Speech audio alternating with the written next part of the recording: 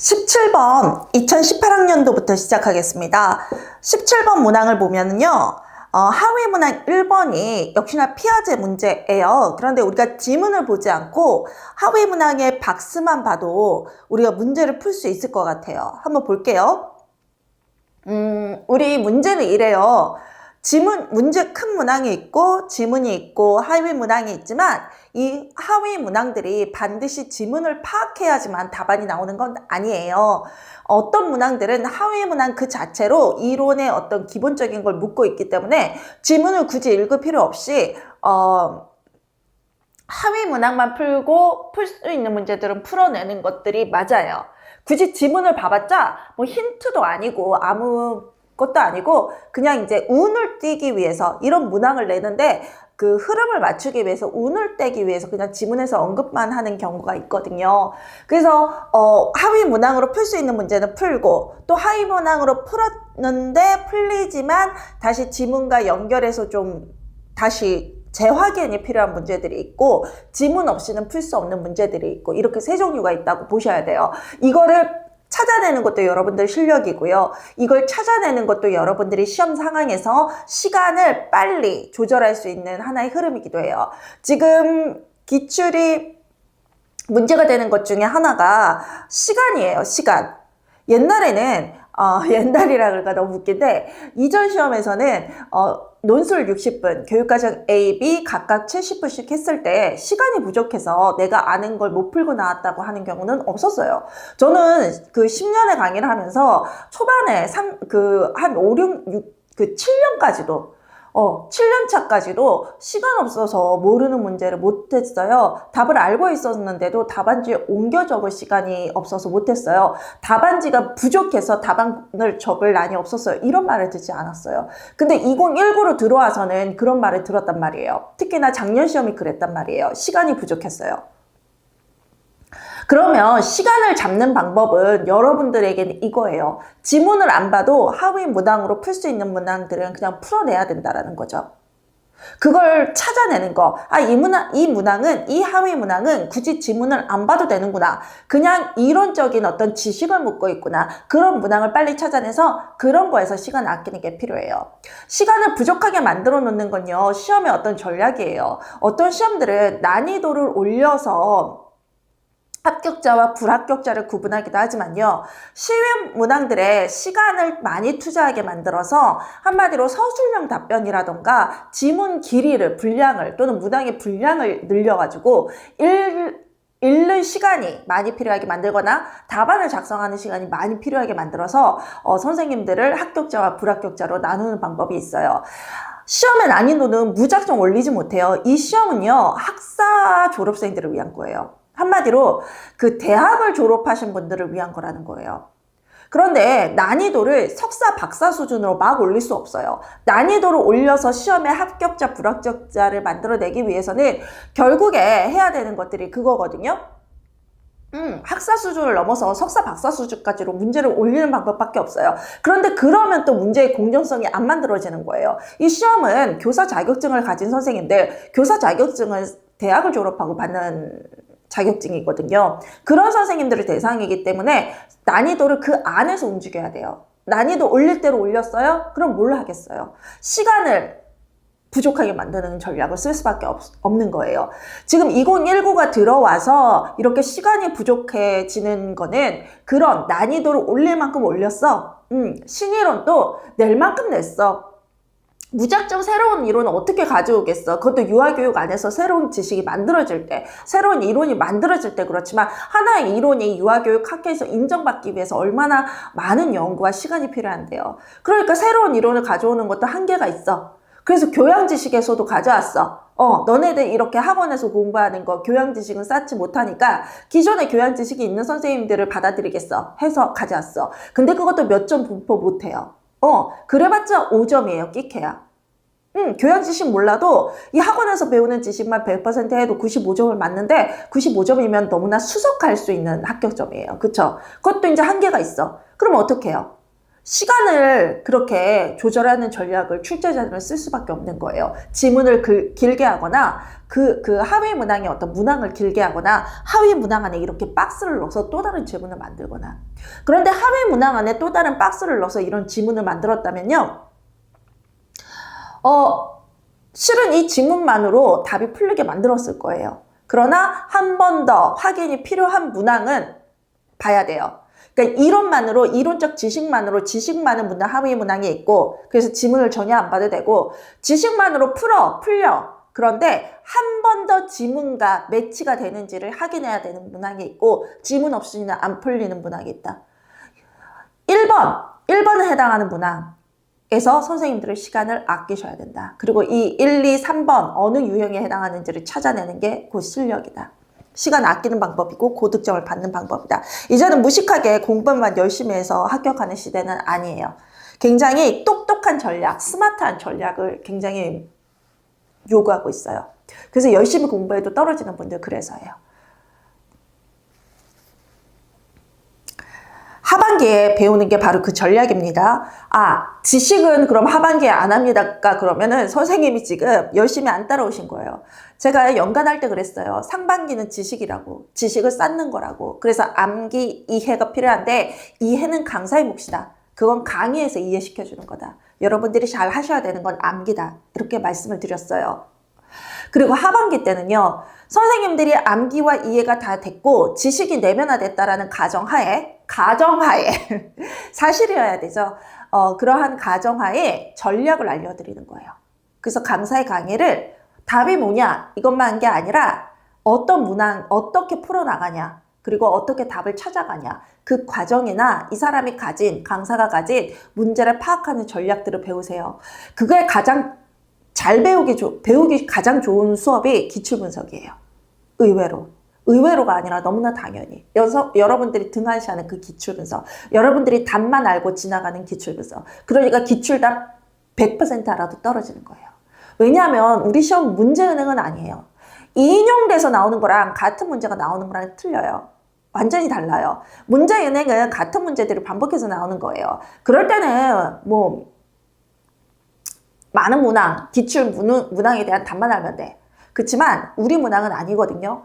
인용하더라도 새로운 문제로 재탄생해요. 그러면 답을 아는 게 중요한 게 아니라 그 답을 찾아내는 과정이 중요한 거예요. 그걸 하셔야 고득점이고요. 그때 두뇌 게임, 머리 싸움이 시작되거든요. 그래서 선생님들 머리가 굉장히 아파요. 뇌도 많이 사용하면 아파요. 그게 나쁜 건 아니에요. 나쁜 건 아니에요. 선생님들 운동하세요? 저는 요즘 헬스를 다시 시작했어요. 제가 미국에 있을 때는 헬스를 너무나 당연히 했었는데 한국 와서는 좀 등한시한 게 있었거든요. 근데 헬스를 코로나 이제 시대가 끝났으니까 저도 다시 하고 있어요. 저는 코로나를 이때까지 안 걸렸거든요. 그래서 남들이 다 이미 포스트 코로나다, 코로나 시대 끝났다 그랬는데 저는 그렇지 않아요. 코로나가 세상에 존재하는 한 코로나 시대는 저한테 끝난 게 아닌 거예요. 그래서 굉장히 이렇게 헬스장 가거나 그런 거에 두려움이 있었는데 이러다가는 정말 내가 세상에서 할 수 있는 즐거움이나 해야 되는 것들을 못하고 지나가겠다 해서 코로나를 한 번도 걸린 적이 없지만 용기를 내서 다른 사람들이 면역력이 강할 거다. 이미 걸린 사람들이 많아서 면역력이 강할 거다를 믿고 지금 헬스장을 다니고 있는데요. 선생님 근육 운동을 저는 주로 하거든요. 근육 운동 하고 나면 온몸이 아파요.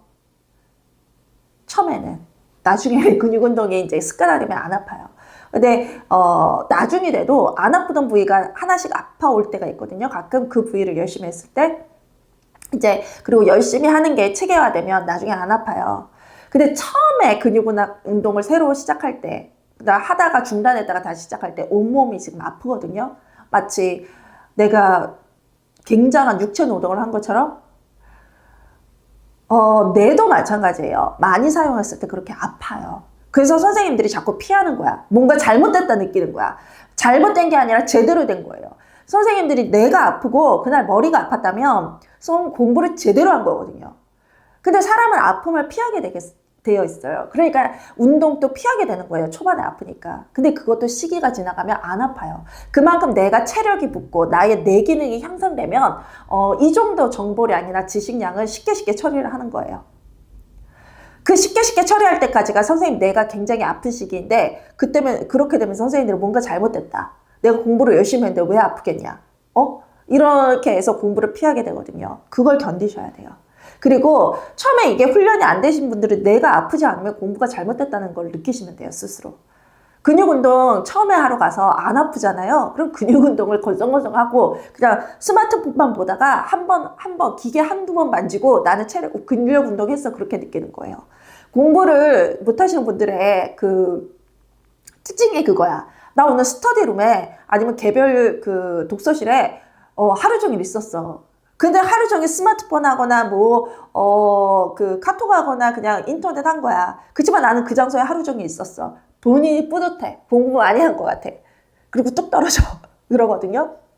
그러니까 내가 그 시간에 있어도 공부를 안 했다는 거예요. 처음에 공부 습관 안 된 사람들 내가 아프잖아요. 그럼 나 오늘 공부 제대로 안 했구나 이렇게 느끼시면 되고요. 그 내 아픈 과정이 처음에는 초반에는 그럴 수 있지만 제가 말씀드렸잖아요. 운동도 하다 보면 안 아프다고. 공부도 하다 보면 그 역량이 길러지면 안 아파요. 그래서 나중에는 한두 달 흐르면 내가 아프면 안 되거든요. 그때까지 내가 아프면 공부를 그때까지 안 하다가 다시 시작한 거예요. 그래서 초반에 좀 견디시면서 이 전략들을 잘 배우세요. 나중에 시험장에서 머리 아프지 않도록. 나중에 시험장에서 머리가 아프면 떨어졌다 생각하시면 돼. 시험장에서는 안 아파야지. 그 정도 안 아프게 훈련이 돼서 갔어야지. 그쵸? 그래서 답만 하시는 게 아니라 답을 찾아가는 과정이 필요한 거예요. 기출이 굉장히 중요해요. 그리고 실비아 문제도 기출만큼의 어떤 수준을 가지고 있어요. 그래서 기출 다 하신 다음에 실비아 문제로 다시 2차 훈련을 하는 거예요. 그 다음에 모의고사에서 3차 훈련하는 거고. 그리고 시험장에서는 훈련이 아니라 실전이에요. 실전은 연습처럼, 그래서는 절대로 안 돼요. 실전은 실전처럼. 연습도 실전처럼. 그렇게 하시는 거예요. 17학년도, 2018학년도 1번 A에 들어갈 용어. 피아제죠. 자, 김 교사는 피아제 이론에 기초하여 유아들이 모아 조절을 통해 선생님 조절이 나왔어요. 조절의 딱 짝꿍이 바로 자동화돼서 나와야 돼요. 뭐예요? 동화와 조절. 동화와 조절은 적응 기제예요. 그쵸? 피아제 이론에서 지식에 적응해 나가는 적응해 나가는 그 기제, 적응 또는 수능이라고 하죠. 그 기제 두 가지가 동화와 조절이거든요. 뒤에 조절 나왔으면 앞에는 동화야. 100% 동화야. 통해 뭐를 이뤄가요? 우리는 적응, 수능 과정을 통해 뭐를 이루어 나가나요? 평형화를 이루어 나가죠. 평형화 또는 인지적 평형화. 인지적 평형화, 평형화 똑같은 말이에요. 어차피 피아제 이론은 인지발달 이론이라서 인지적 평형화 하지 않아도 인지적으로 평형해 나가는 과정, 인지 과정을 설명한 거예요. 근데 정확하게 답변하시기엔 인지적 평형화가 좋죠? 그쵸? 인지적 평형화가 좋고, 그 다음에 이를 위해 김 교사는 유아들이 뭐를 일으켜요? 우리가 적응 수능을 하기 위해서는 어떤 상황에서 일으켜요? 인지적 갈등 또는 인지적 불일치, 인지적 불평형, 당 동의어라고 보시면 돼요. 인지적 불일치, 인지적 불평형, 인지적 갈등, 동의어예요. 이런 갈등 상황에서, 인지적 갈등 상황에서 적응 수능하고자 동화 또는 조절을 사용하고 그 과정이 끝나면 지식이 완성 구조화되는 인지적 평형화를 이루게 나가죠. 이 세 가지를 다 물어봤네요. 그런데 이것만 물어본 게 아니라요. 이 문제는 우리가 피아제의 용어는 다 찾았어. 지문, 그 함의 문항만 보고. 그런데 문제는 이것과 관련된 예시를 지문에서 찾으라는 게 이 문제 같아요. 동그라미가 1번, 2번이 있는데 동그라미 1번에 A에 들어갈 용어를 쓰고 우리가 이건 찾았거든요. 문제만 보고 동화. 이에 해당하는 유아의 반응을 위 활동 장면에서 한 가지 찾아 쓰라 그러는데 동화와 조절은요. 선생님 이걸 모르는, 기본을 모르고 이론을 암기만 하신 분들의 특징인데요. 동화든 조절이든 새로운 정보가 있고 기존 정보가 있어야 돼요. 여기서는 답이 논란이 됐는데 답이 논란이 된 거는 문제가 잘못 출제돼서도 아니고 유아교육 지식 내에서도 아니에요. 유아 임용에서 노량진에서 잘못된 기본을 안에서 선생님들에게 혼란을 가져온 건데요.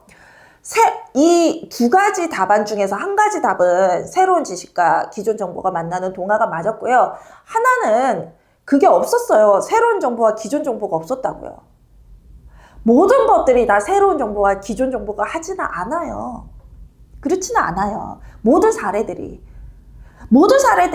기존 정보와 새로운 정보가 만나면요, 여기 있는 모든 지분이 다 동화 아니면 조절이 돼야 돼요. 그럼 답은 두 개도 아니야. 답은 이 중에서 한 50% 예시들은, 사례들은 지금 다 답은 동화로 되는 거야. 그래서 우리는 새로운 정보와 기존 정보가 만나면서 새로운 정보가 이기는 동화를 찾아내야 되는데, 그게 선생님들이 새집게와 동전은 색깔이 같으니까 붙을 거예요를 동화로 찾은 분들은요, 그게 안 된 거예요. 안 된 거예요. 새집게와 동전은 색깔이 같아요. 이거는 지각으로 얻은 속성. 이것도 새로운 거. 붙을 거예요. 라는 건 변환적 추론이에요. 변환적 추론. 아무 관련 없는 사건 두 개를 연결한. 변환적 추론도 피아제의 전조잡기의 사고잖아요. 그래서 피아제의 전조잡기 사고는 동화 조절만 있는 게 아니라 상징적 사고, 상상하는 상징적 사고, 변환적 추론 이렇게 많다고요. 근데 색깔이 같으면 붙을 거라는 게 기존의 정보에 없었잖아요. 얘들이 하는 실험에서 색깔이 같으면 붙는다라는 전제 조건이 없었잖아요. 실험 과정에서 그게 안 나왔잖아요. 그럼 색깔 두 개가 똑같으면 붙는다라는 건 아무 관련 없는 사건 두 개를 연결한 변환적 추론인데 어떻게 그걸 동화라고 답하세요? 그거는 여러분들의 사고가 형식적 조작기가 아니라 전조작기 있을 때 할 수 있는 답변이잖아요. 선생님들의 형식적 조작기예요. 그리고 또 다른 답은 새집게가 붙었다는 앞에 실험에서 나왔어요. 새집게가 붙었다는 앞에 실험에서 나온 기존 정보라고요. 그럼 동전이란 새로운 것이 이 새집게와의 연결고리로 인해서 붙을 거다. 붙을 거란 성향을 가진 거. 여기에서 동전이란 새로운 걸 기존 새집게가 붙는다. 새집게는 자석에 붙는다라는 거에 연결시킨 거예요. 그래서 기존 정보 있고, 기존 정보가 나의 인지 구조로 말하는 거예요. 기존의 나의 인지 과정. 그걸 실험을 통해서 앞에서 나의 인지 과정이 된 거예요. 새집게는 자석에 붙었어요. 그러니까 동전도 그 자석에 붙을 거예요. 동전이란 새로운 것이 나의 기존 지식에 들어와서 자석에 붙을 거라는 걸 만들어냈어요. 이게 동화라고요. 이게 동화. 나의 인지구조, 새집게는 자석에 붙는다. 새집게와 유사한 것들은 자석에 붙는다. 내 인지구조. 그래서 동전은 새집게처럼 속성이 같으니까 붙는다. 거기에서 나의 인지구조를 가지고 새로운 동전이란 걸 맞춘 거예요. 내 인지구조 안에. 이게 동화고요. 새집게와 동전의 색깔이 같아요. 이거는 실험 과정에 없었잖아요. 두 개의 색깔 비교가 없었잖아요. 그럼 나의 기존의 인지 구조가 아니라 내 눈으로 지금 지각한 속성이에요. 지각한 하나의 속성에 근거해서 붙는다라는 직관적 사고를 한 거라고요. 그래서 이건 중심화 경향이에요. 중심화에서 직관적 사고. 지각한 거에 근거해서 내가 추론해낸 거. 직관적 사고. 그런데 아무 상관없는 두 개의 사건을 연결했으니까 변환적 추론도 되는 거. 아니, 피아제 이론을 선생님들이 다 안다고 장담하시면서 이렇게 문제로 보시면 동화와 조절도 구별하는 것도 힘들어. 직관적 사고와 변환적 추론, 이것도 사례에서 그것이 동화 조절과 어떻게 차이가 있는지 찾아내는 거 힘들어. 이렇다니까. 그래서 선생님들 지식이 단순 암기만 한 건지, 단순 암기만 했으면 아는 전조작기 수준인 거야. 그런데 이해를 했으면 구체적 조작기, 형식적 조작기에 있는 성인의 지식인 거야.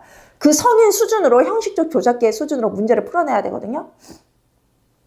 근데 암기랑 이해 다 했다고 문제를 풀어내기는 또 힘들어요. 그래서 하반기 강의를 통해 강사가 그 지식들이 문제 안에서 어떻게 응용되는지를 가르쳐 주는 거예요. 그렇게 해야만 선생님들 수준이 높아지는 거예요. 형식적 조작기보다 그 위에 있는 저 유아교육 전문가가 되는 거입니다. 자, 우리 선생님들 B와 C에 들어갈 용어는 문제 자체에서 찾았어요. 그쵸? 평형화, 인지적 불일치. 이 문제 굉장히 좋은 문제고요. 이 문제를 왜 두 가지 예시 중에 하나는 답이 아니고 하나만 답인지, 이거는 유아교육학에서 논란되는 것도 아니고 유아 임용에서 논란되는 거라는 걸 이렇게 알려드립니다.